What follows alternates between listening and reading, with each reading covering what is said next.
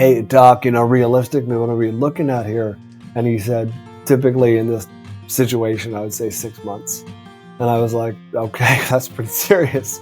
Welcome to Believe in Progress, the American Association for Cancer Research Foundation podcast. Join us and be inspired by the incredible stories of those who have faced cancer with strength and resilience, and the medical professionals who are working tirelessly to find new treatments and ultimately a cure. Believe in Progress isn't just about the science of cancer. It's about the human side of this disease. Together, we can make progress in the fight against cancer and bring hope to those who need it most.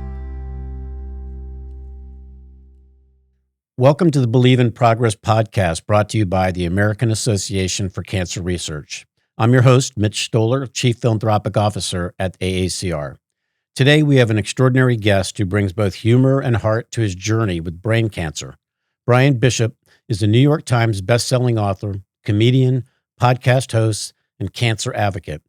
Diagnosed with an inoperable brain tumor at age 30, Bryan has used his voice to raise awareness, inspire resilience, and support cancer research. His memoir, Shrinkage, Manhood, Marriage, and the Tumor That Tried to Kill Me, captures his story with both poignancy and humor. Bryan, it's truly a great pleasure and an honor to have you here today. Thank you. Thank you for inviting me. I'm very excited to chat with you, Mitch. And after that intro, I don't know if I can live up to it, but I'll do my best. I have a feeling you will. Are you an LA guy? No, my wife is actually from LA, one of the few, but I grew up in the Bay Area, San Francisco, which maybe to other parts of the country and world seem like more or less the same thing, but I can tell you it's not. Have you always kind of been in the show business or in comedy and things of that sort? Some might say I've never been in comedy, but growing up, I was actually really, this is very nerdy and very outdated, but I was very into journalism. I really wanted to be a journalist. That was like my life's goal for my teen years. I think I started writing for my local paper when I was probably I think it was 7th grade, 6th or 7th grade. I started writing articles for my local paper covering my middle school athletic teams, and filing a story every night the team played. I loved it so much. I read, I was the 13-year-old who had a subscription to the San Francisco Chronicle. Wow. And read the stories and the updates every day and the A's and the Giants. And for many years wanted to be a journalist. I wanted to be the next great sports journalist. I even was a print journalism major at USC for a couple of years. And I just, honestly, I really just got burnt out. I mean, doing, journalists get burnt out for doing it, 10 years. Doing it for 10 years in your teen years is a lot. Yeah. And it just got to be too much. Did you cover professional collegiate sporting events? Oh God, no. No. By that point, you're pretty low on the totem pole when you get to the early years in college. So I wrote for the Daily Trojan, I guess it would have been, okay. A few articles here and there. But I just wasn't, what I mean? At a certain point when the thing isn't doing it Sure. for you, and it wasn't doing it for me. When you got out of college, what did you end up going into?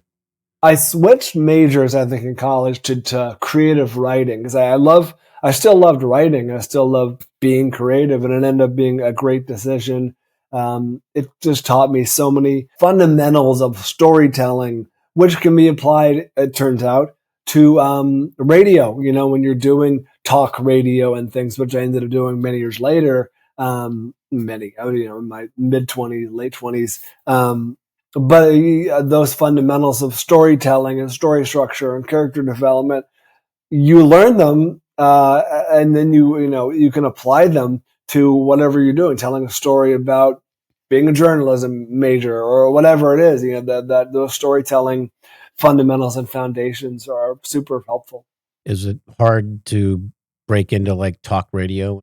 No, it's virtually impossible. Yeah. I was fortunate to when I was piecing together my life in my early 20s, I was fortunate to end up at the syndicated radio show Loveline, screening calls, the lowest rung on the totem pole. And there's a mixed metaphor, but you get it. The lowest spot in the radio hierarchy. screening calls. And so for their they'll call in talk show.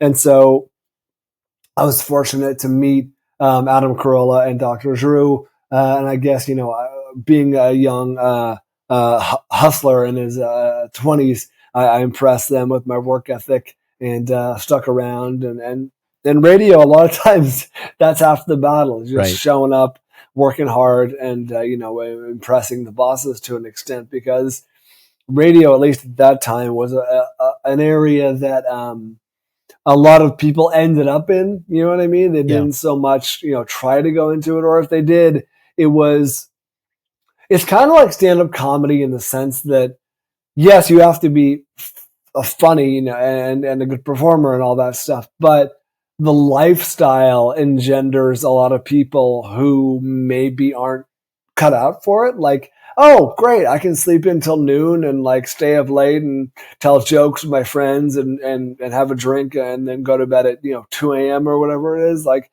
that's an attractive lifestyle to a lot of people. Right. And so I think they end up gravitating to certain industries for the wrong reasons.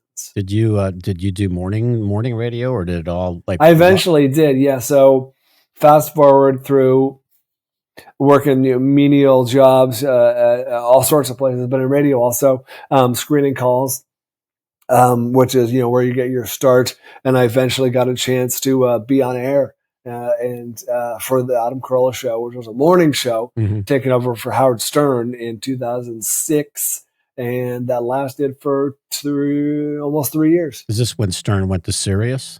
Yeah, it's exactly right. When Howard Stern went to Sirius satellite radio, his very large footprint in traditional radio had to be filled, at least in the eyes of Viacom, CBS Radio, and so they hired Adam Carolla as one of the replacements. Because it was a full-time job, a replacement on the West Coast. And that's the show that I ended up being his wacky sidekick. When I was a young guy living in the Washington, D.C. area, I used to listen to Stern on, it was DC 101, rock and roll station. Yeah. And I listened to Stern. That's why I interrupt you. I was a big fan. I listened to him in the mornings. He was syndicated on a station in the Bay Area called Live 105. Yeah. And it was Stern in the mornings, and it was Loveline at night. So I got the full gamut of great talk radio. He was it back in the day, for I guess I was in my mid-20s or something like that, and that demographic was perfect for him, and now obviously I just heard him do a great interview with Springsteen on Sirius. Oh, nice. And it was really good, really good. Cool. So take us to your diagnosis. I think 30 years old when you were first diagnosed. Yeah, I was actually, so we had just the morning radio show I just alluded to had just been canceled. I mean, the whole station flipped, leaving us sort of out in the cold. And so it was, let's try and set the stage here. It was early 2009. If you can cast your memory back there, that was the housing crisis. Yes. People were getting laid off left and right. Tough times. Our station flipped formats and, left a whole bunch of people out, without work. And towards the end of our run, I was feeling these weird symptoms. I chalked it up to, I'm getting up early at 4 a.m. I'm just not getting enough sleep, or my diet's terrible because I'm working in 6 a.m. to 10 a.m. I got to figure this out. But I would get like numbness, like in the corner of my mouth, or like up here on like my scalp, or certain parts of my face would feel numb, and I would have trouble articulating certain words and sounds. But again, I was like, I'm sleep deprived. You can always write it off. And things got worse to the point where I remember one day, it's a story that I've told before, that I was hanging out with some other unemployed friends who had recently lost their jobs, and we're just having a couple of beers. In fact, it was Bud Light. It was a light beer that shouldn't have taken its toll. But I think after a couple of, literally 2 Bud Lights over the course of an hour, I'm like, I got to pee. And I stood up and I totally lost my balance and just fell over in my friend's living room. And it was at that point that I realized that, something's amiss here. There's enough going on that I should probably look into or have an expert look into my neurological situation. And long story short, I was engaged at the time, due to be married in 2 months, and my fiance jumped into action and said, "We're getting you looked at right away." And we saw a specialist through a series of tests, MRIs, et cetera, eventually figured out that I did have a brain tumor, a brainstem glioma, to be exact. Where were you treated? Well, that's the thing. When I was diagnosed, it was, I'll kindly say, maybe just not the best doctor and medical team available to me. But again, I was 29, 30 years old, I guess, at the time. Having never been in that situation, I think it's very common for a lot of people to not know that they can advocate for themselves in the form of getting a second opinion, Right. or finding a better doctor, frankly. Thankfully, that's what we did. And we ended up, the initial doctor, I'll never forget, when we were diagnosed, he's giving us all this sort of medical jargon that we're not quite digesting. And I was like, "Hey, doc, realistically, what are we looking at here?" And he said, "Typically in this situation, I would say 6 months." Right. And I was like, "Okay, that's pretty serious." You heard the expression, broke out in a cold sweat. Yes. Well, I finally knew what that meant, because, I got the chills, not the chills like, when you watch a scary movie. I know what you Like mean. literally, my body temperature dropped, but I was sweating. So I'm like, oh, I'm enjoying a cold sweat right now. My first thought was, holy crap. But my second thought was, well, that's not going to be me. And whether or not that was a coping mechanism or just trait denial, I don't know. But I always had this, what people identified as, you're so positive. It's like, well, I mean, yeah, maybe, but at the same time, that's just how I felt. Yeah. So we eventually, I think within a few days, found a highly recommended doctor out here, a surgeon, actually, a neurosurgeon. I don't know if your audience may know who he is, because obviously who you appeal to, but it was Dr. Keith Black. He's a pretty well-known surgeon, I guess, kind of rock star brain surgeon, which was neither here nor there, because as he explained to us when we met him, he's like, "Your tumor is inoperable. We can't go in there and get it, because it's nestled amongst a bunch of cranial nerves, which, if you nick one, in the surgical process, you could come out of that without the ability to blink or breathe or swallow, and that could do major damage. So not anywhere near worth the risk. It's never been done, and we're not going to do it. But, I have a great team. He said, I have a great team who can, help you and give you some treatment and give you a fighting chance. And that's all we really wanted. So we ended up with Dr. Black's team. I don't know if it's not necessarily under him, it's more like adjacent to him, because these are doctors who specialize in inoperable tumors. And my doctor ended up being Dr. Jeremy Rudnick at Cedars-Sinai. Uh-huh. And he's been my doctor ever since. This was 2009 when we met. It's been 15 years. Amazing. And, it's gotten to the point where, we've gone through so much. We've been with each other, so to speak, for so many life events and so many ups and downs, that he's much more of a friend than he is a doctor at this point. So did you just finally get approved for a drug that you need, or a medicine that you need to take? And I don't know if I'm pronouncing it right. Voranigo? Right? Voranigo, yes.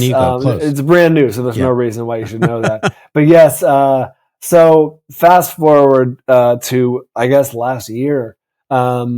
It was last fall. It was 2023, August-ish. And my doctor, Dr. Rudnick, says, "Hey, there's this new drug coming out that the results of their clinical trials are just off the charts. They're saying this could be a game-changing drug for people specifically with your type of tumor. So I really want to get you on it. But the trick is, it only works for people with a specific mutation for your type of tumor. And he's like, the only way we can know is to actually biopsy the tumor. Now, if you remember back to 2009, not you, but me, 2009, the doctors, every doctor I spoke with told me that your tumor is inoperable. It's amongst a bunch of cranial nerves, and biopsying it is even too big of a risk. We can't do that. Again, God forbid we nick something there and you have lifelong problems. So biopsy's off the table. Well, come 2023, technology has advanced quite a bit to where they can do a needle biopsy and avoid many of the risks that had been present. Not only that, my doctor explained to me, it's like your tumor has ever so subtly shifted over the years to where now the part of it extends into the medulla.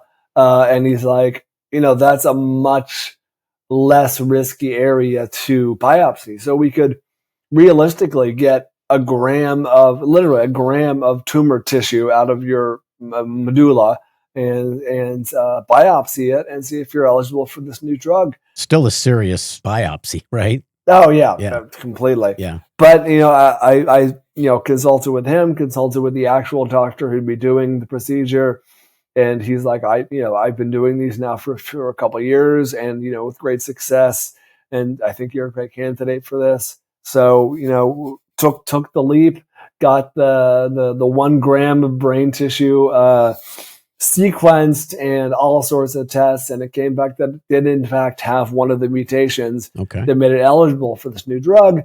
As you probably know, or at least can imagine, it takes quite a process to get these drugs approved by the FDA. I remember footnote to all of this. The company that made the drug reached out to me earlier this is late 2024 to record this. They reached out to me at the beginning of the year, like January, 11 months ago, saying, hey, we got this big new drug that we're super excited about, and it's in the approval process right now. We're hoping to get it approved in the next month or so. Would you be interested in delivering a speech at our big unveiling event or whatever? I'm like, yeah, sounds great. That would be in early spring maybe. It took until last month for the FDA to approve the medication. So it was a long process. And of course, no one knows. I check with my doctor every month or so. And he's like, I have no idea. But it finally got approved. Well, that's the thing. The medication got approved by the FDA, which means now insurance companies can be the gatekeeper to who gets the medication. Gotcha. So of course my doctor submitted right away to get me on. Of course I was denied. Of course the insurance company needed all sorts of documentation from me, like saying, oh yeah, my doctor is an approved representative for an appeal. Of course they are. Why wouldn't they be? But long story short, yes, I started the medication on the 1st of this month. I'm 14 days in, and it's a once daily pill. Okay. I asked you the question be based on that, the battle that people have to go through sometimes just to get approved for a drug that could be life sustaining and ridiculous. And I know personally, my family, my wife, we just battled to get a drug approved as well, and it was hard, and I can only imagine what many people go through that maybe not have the resources and the wherewithal to be able to do this kind of thing. You're 100% right. I kvetch obviously about the process, but sadly my case is about as smooth as it gets. Appeal and whatever, and I have found over the years that a lot of it really boils down to your medical team, how they, their ability to fight for you and go to bat for you and appeal. And it's such a, that could be a separate podcast episode that I'm not equipped to talk about because I'm an expert, but the process and the vagaries that we find ourselves dealing with are absurd. Yeah. So I count myself as one of the lucky ones, and I definitely sympathize greatly with people who have to go through a much tougher process. Do you talk to cancer survivors and cancer patients? Do you do some peer counseling with people? So the answer is yes, and it's taken on so many forms over the years. I've done tons of public talks and speeches and speaking at corporations and organizations. Mm-hmm.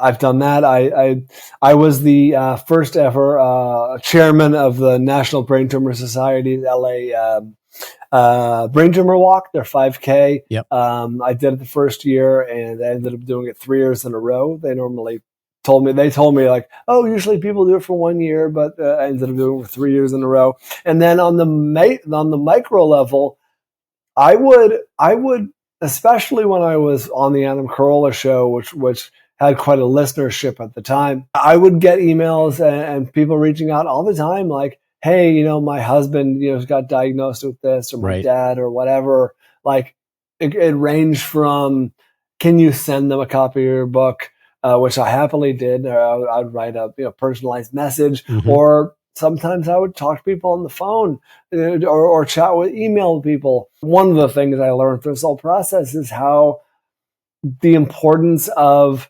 community and having someone there to talk to and someone to listen beyond, your family or loved ones. Like, just, you're going through a lot and you want to express that, and you want to have someone maybe who just to listen, or someone who's been there. And I was happy to be that person. I even went through a series of circumstances.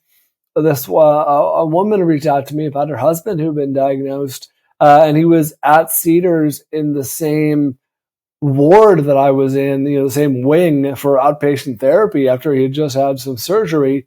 And I went and visited him. I showed up and as a surprise to him, nice. and sat with him for a little bit while he was doing some therapy. Nice. And for me, everything was on the table. I look at it in a weird way as, I will have this unpayable spiritual debt, for the rest of my life, being, the lucky one who made it.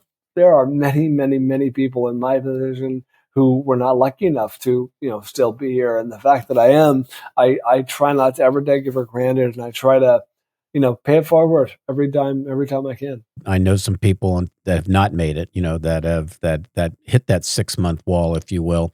I was fortunate to hear one of your talks, and I think it was to the National Brain Tumor Society. And one thing that really caught my ear was your message of hope. You really talked a lot about hope, and I was wondering if you could talk to our audience a little bit about that, and how that kind of, I don't know, filters through your being, if you will. I'm fairly confident you saw the keynote address I probably gave at the American Brain Tumor Association last year. Yes. But yeah, hope was a big theme, not just because it was the theme of coincidentally, of their actual conference, Meeting Hope Head On. At the end of the day, it'd be nice to have, your doctors and your medical team promise you a lot of things and tell you they can fix this and fix that, and you'll be on your feet as good as new. It'd be nice, but at the same time, that's not always realistic. I think I can't speak for everyone in my position or everyone, who's affected by cancer, but I can say a large number of those people just want hope.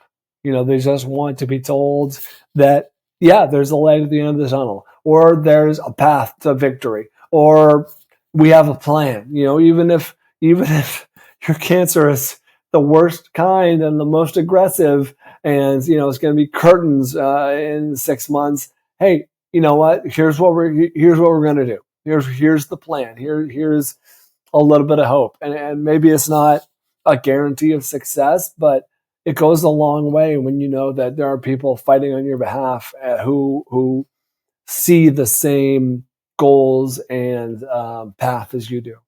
Bryan, you alluded to this a little earlier. We were talking a little bit about family and support systems, and your wife Christy has been with you since, as you said, I guess you were engaged when you were first diagnosed. But talk to me a little bit about how important that support is in a cancer battle. Without being too dramatic about it, Be dramatic as you want. I wouldn't be here without my wife, then fiance, now wife, Christy.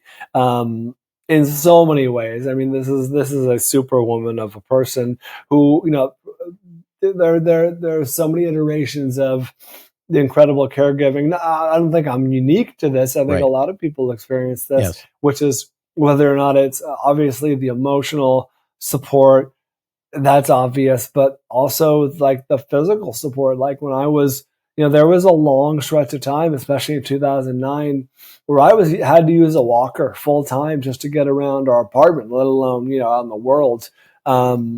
And I was in a wheelchair for a short period of time. And even ever since, I've recovered to a certain degree, but I'll always be, compromised from what I was before treatment. And her physically picking up the slack, it's a form of emotional support, knowing there's someone there who can, physically, literally pick up the slack and carry the load. I hesitate to say it's gotten harder, but it's gotten more pronounced with, we have a daughter. We have an 8-year-old daughter who we love so much, but she's a handful in a good way, but I mean, it requires physical attention, and there's only so much that I can do, unfortunately. So, my wife picks up all the slack, and I look at it as my job to overcompensate in other areas. You know what I mean? Whether it's with emotional support or mental, taking the load off her as much as I can. So, taking care of the caregiver is a big theme of our lives and our journey, and making sure that those people, whether they're wives or husbands or parents or kids, for their elderly parents who are diagnosed, get the recognition they deserve. But beyond that, also, I mean, recognition is nice, but also the support they need, because they're going through it too. And Christy spoke at that conference as well. I listened to some of her talk, and very passionate and real superstar there, right? Yeah, she's great. It was that was my idea. Thank you. Oh. When the ABTA reached out to asked me to be their keynote speaker, I was so honored.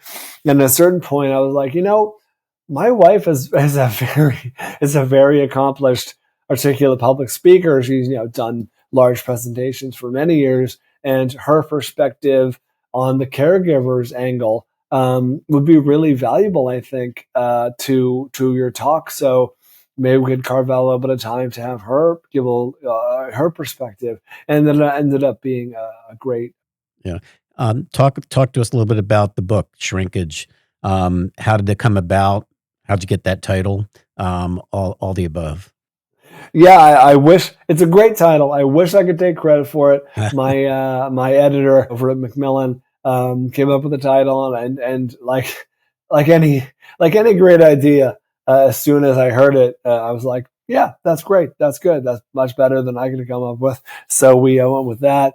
The idea was, I guess, born out of necessity, because a friend, an associate, a listener of our show, is a book agent, and he had recently sold a book by our other co-host, Teresa Strasser, a very funny book called Exploiting My Baby. And he reached out to me one day. He's like, hey, man, I think you have a great story, and I think there's a market out there for it. So I was like, great, see what you can do. And he, long story short, he comes back and he's like, here's how you write a proposal, here's how you write an outline, et cetera, et cetera. And sadly, a lot of it, as much of it is about your presence and your social media following as it is about your ability to write. Thankfully, I think I had both, thanks to my many years of journalism and creative writing. And so they sold the idea, and now I had to write a book. Right. And so I've said before how at the time I really had no expectations beyond, hey, here's a book that our audience will find interesting because they know my story and they know me, and maybe I can make a few people chuckle, and pretty modest expectations. It turned out to have a bit of a life of its own. People really responded to the story. It became a New York Times bestseller, which to this day blows my mind. Congratulations. Never in my life did I think I would be a New York Times bestselling author, and yet here we are. But to this day, I get emails and tweets and people reaching out all the time, saying, "Hey man, your book, it really helped, my dad, or my brother or whatever. They were diagnosed. I didn't know what to do." People just want to feel like they're doing something a lot of the time, like, taking action against this horrible thing, because you feel so ineffectual. Your sister gets diagnosed with whatever, and you're like, I can't do anything about it. I live halfway across the country, and I love them so much, but I'm not. So I got people saying, "Hey, I sent them your book, and it really helped," and that was incredible. And I never thought people would be passing it around or like recommending it, or saying, "Hey Bryan, can you sign a copy and send it to my cousin in Missouri or whatever," because I never thought it would have any life beyond the show, which it did, and that's incredible. So I'm just so happy I was able to help people in some way. What were you hoping that readers would get out of the book? Yeah, early on, I'm telling you, it was very modest. I was just like, "Oh, this will entertain some people, and maybe got a few jokes in there, and maybe people won't hate it." And then as I'm writing it and nearing completion, it's the first time. This was 2014, I think, when I wrote the book. It was the first time I'd really put my journey, as it were, my cancer journey, into at least the first year, which was the most dramatic year, into context, into like one digestible story. And as I'm nearing the end, I'm like, it really was a crazy story. Like I lived it, and now it's behind me, and I'm glad to have it behind me. But reliving it, telling the story, and putting it into context, and realizing that there actually are people out there who would like to know more, like to hear the story, like would be inspired by it. God forbid. Like that ended up in a bit of a reverse engineering, when I completed the book and submitted it for editing and publishing. I was like, there really is a crazy story. I hope people take something away from this, and maybe you're inspired, or if they're facing a tough time or a tough diagnosis or whatever, they can be inspired to some degree. Well, it sounds like it's done exactly that. Hey, Bryan, looking forward, your future, what are some of your future plans professionally and personally? What are you hoping to accomplish? Well, I'm gonna have lunch here in a couple hours. That's a good thing. That's first on my to-do Okay, list. all right.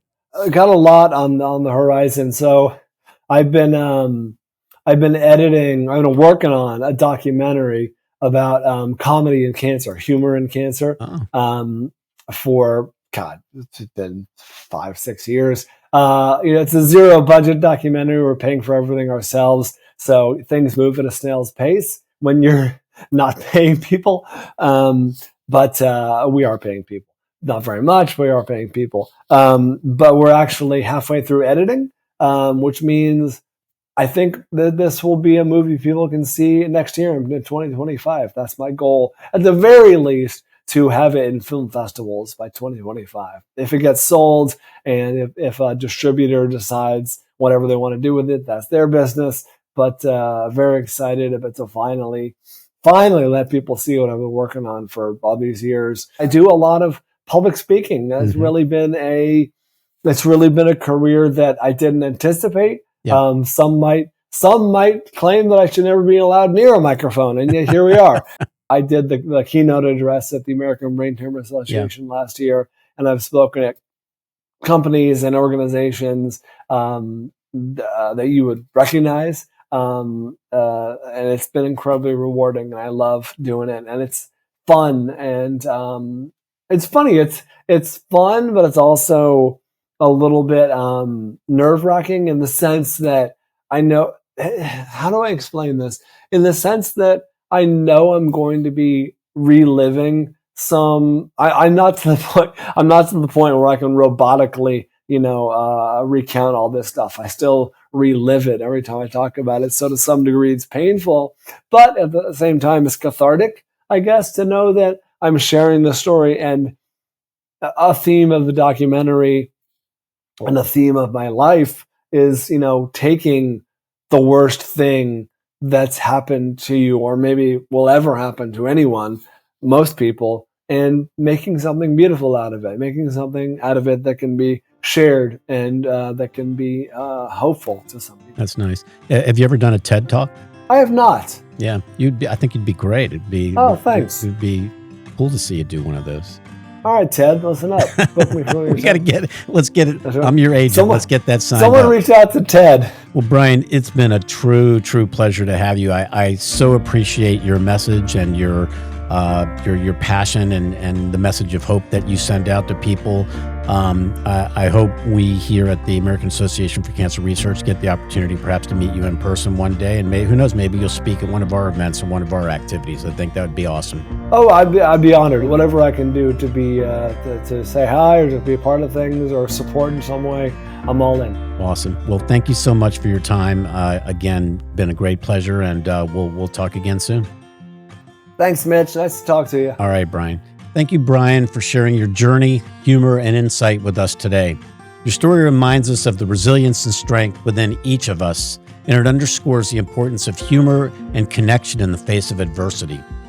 We're grateful for the work you do to raise awareness and support for brain cancer research. To our listeners, thank you for joining us in this episode of the Believe in Progress podcast. If you're interested in Bryan's story, be sure to check out his memoir, Shrinkage, Manhood, Marriage, and the Tumor That Tried to Kill Me. For more information about the latest in cancer research and how you can support initiatives like these, please visit AACR.org. Your support helps us fund critical research and bring hope to cancer patients and their families. Don't forget to subscribe to our podcast so you never miss an episode, and share this episode with friends and family. Together, we can drive progress in the fight against cancer. Thank you for listening, and until next time, keep believing in progress and the power of resilience. This podcast is produced by CollegeCast LLC. And don't forget, cancer research saves lives.